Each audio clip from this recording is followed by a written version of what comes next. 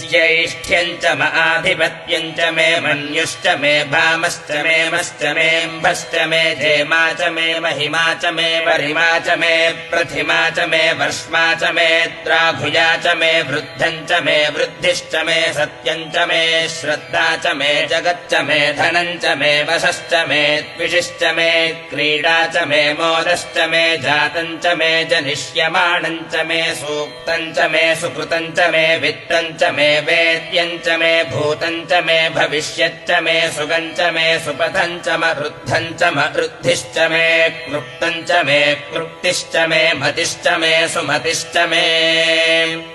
शञ्च मे मयश्च मे प्रियम् च मे नुकामश्च मे कामश्च मे सौमनसश्च मे भद्रम् च मे श्रेयश्च मे वस्यश्च मे यशश्च मे भगश्च मे द्रविणम् च मे यन्ता च मे धर्ता च मे क्षेमश्च मे धृतिश्च मे विश्वम् च मे महश्च मे संविच्च मे ज्ञात्रम् च मे सूश्च मे प्रसूश्च मे सीरम् च मे लयश्च मृतम् च मे मृतम् च मे यक्ष्मम् च मे नामयच्च मे जीवातुश्च मे दीर्घायुत्वम् च मे न मित्रम् च मे भयम् च मे सुगम् च मे शयनम् च मे